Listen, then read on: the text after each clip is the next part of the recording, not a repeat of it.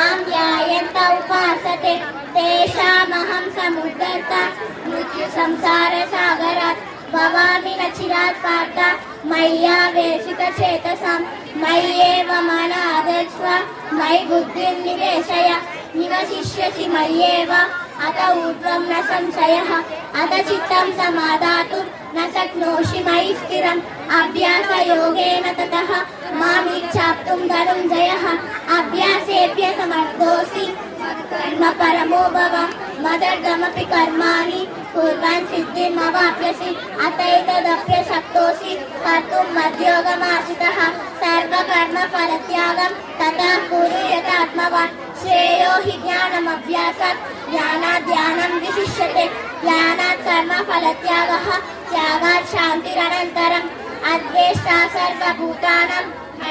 करुण एव च निर्ममो निरहङ्कारः समदुःखसुखक्षमी सन्तुष्टः सततं योगी यतात्मा दृढनिश्चयः मय्यर्पितमनोबुद्धिः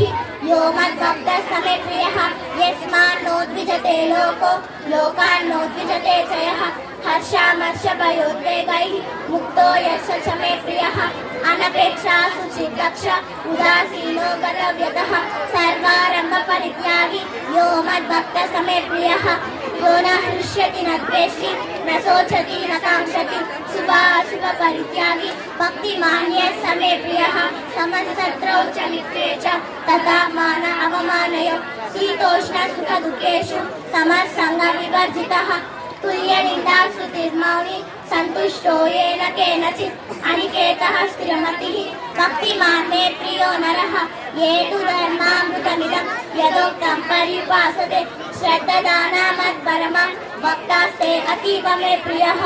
ओम तत्सत् इति श्रीमद्भगवद्गीतासु उपनिषत्सु ब्रह्मविद्यायां योगशास्त्रे श्रीकृष्णार्जुन संवादे भक्तियोगो नाम 12 अध्यायः।